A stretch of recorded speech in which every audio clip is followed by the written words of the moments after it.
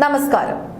ആവിഷ്കാര സ്വാതന്ത്ര്യത്തെക്കുറിച്ചും പത്രസ്വാതന്ത്ര്യത്തെക്കുറിച്ചും വാതോരാതെ സംസാരിക്കുന്ന CPM-ന്റെ ഇരട്ടത്താപ്പും നിറകെട്ട രാഷ്ട്രീയവും ഒരിക്കൽ കൂടി പൊതുസമൂഹത്തിന് മുന്നിൽ തുറന്നു കാട്ടപ്പെട്ടിരിക്കുകയാണ്. സ്വന്തം പാർട്ടി പത്രമായ ദേശാഭിമാനിയുടെ വാരാന്ത്യ പതിപ്പിൽ വന്ന ഒരു നാടക ഗ്രാമത്തെക്കുറിച്ചുള്ള ഫീച്ചറിന്റെ തലക്കെട്ടിൽ കള്ളൻ വിജയൻ എന്ന് കണ്ടതോടെ വിരളി പിടിച്ച നേതൃത്വം ഒടുവിൽ ആ ന്യൂസ് എഡിറ്ററെ ഭീഷണിപ്പെടുത്തി പടിയിറക്കി വിട്ടിരിക്കുകയാണ്. ദേശാഭിമാനി വാരാന്ത്യ പതിപ്പിന്റെ ചുമതലയുണ്ടായിരുന്ന ന്യൂസ് എഡിറ്റർ KR അജയനാണ് മാനേജ്മെന്റിന്റെ കടുത്ത സമ്മർദ്ദത്തെ തുടർന്ന് നിർബന്ധിത രാജി നൽകേണ്ടി വന്നത്. ഒന്നുകിൽ അവധിയിൽ പോവുക അല്ലെങ്കിൽ രാജി സമർപ്പിക്കുക എന്ന അന്ത്യശാസനമാണ് ചീഫ് എഡിറ്ററായ പുത്തലത്ത് ദിനേശൻ ഇയാൾക്ക് നൽകിയിരുന്നത്. VS അച്യുതാനന്ദന്റെ മുൻ പ്രസ് സെക്രട്ടറി KV സുധാകരൻ എഴുതിയ VS അനുസ്മരണം ഉൾപ്പെടെ പ്രസിദ്ധീകരിച്ച അതേ വാരാന്ത്യ പതിപ്പിലാണ് കള്ളൻ വിജയൻ ധന്യനാടക ഗ്രാമം മുത്തിപ്പാറ PO എന്ന പേരിലുള്ള ഫീച്ചർ ഉൾപ്പെട്ടത്.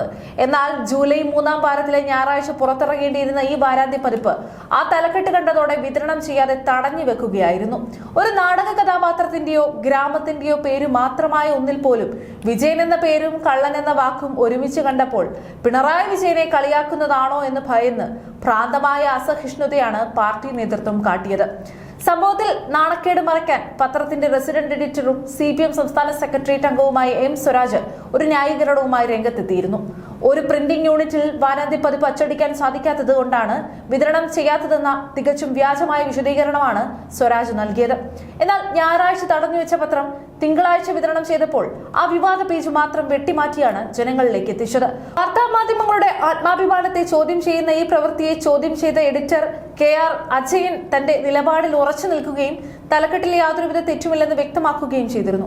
എന്നാൽ ഇതിൽ പ്രകോപിതരായ പാർട്ടി നേതൃത്വം അജയന്റെ മുറി പൂട്ടിയിടുകയും മാനസികമായി പീഡിപ്പിച്ച് രാജിവാങ്ങുകയുമായിരുന്നു.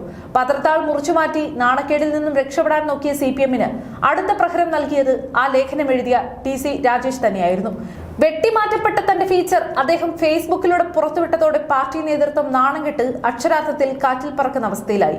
സ്വന്തം പത്രത്തിലെ ജീവനക്കാരോട് പോലും യാതൊരുവിധ ജനാധിപത്യപരമായ മര്യാദയോ അസഹിഷ്ണുതയോ ഇല്ലാത്ത സമീപനമോ കാണിക്കാൻ സാധിക്കാത്ത ഒരു പാർട്ടിയാണ് കേരളത്തിൽ ഭരണം നടത്തിയിരുന്നത് എന്നത് ഭയപ്പെടുത്തുന്ന കാര്യമാണ്. മാധ്യമ സ്വാതന്ത്ര്യം തകർക്കപ്പെടുന്നു എന്ന് പ്രസംഗിക്കുന്ന നേതാക്കൾ സ്വന്തം ഓഫീസിലെ ഒരു വാക്കിനെ ഭയന്ന് എഡിറ്ററുടെ മുറി പൂട്ടിയിടുകയും ജോലിയിൽ നിന്ന് പുറത്താക്കുകയും ചെയ്യുന്നത് എത്രത്തോളം നിറകെട്ട രാഷ്ട്രീയമാണ്. വിമർശനങ്ങളെയും വ്യത്യസ്ത അഭിപ്രായങ്ങളെയും അടിച്ചമർത്തുന്ന ഈ ഏകാധിപത്യ മനോഭാവം ജനാധിപത്യ സമൂഹത്തിന് വൻ ഭീഷണിയാണ്. ആവിഷ്കാര സ്വാതന്ത്ര്യത്തിന്റെ കാവലാളുകളാണെന്ന് നടിക്കുന്ന ഇവരുടെ യഥാർത്ഥ മുഖം ഇതോടെ ജനങ്ങൾക്ക് മുന്നിൽ വ്യക്തമായി കഴിഞ്ഞു.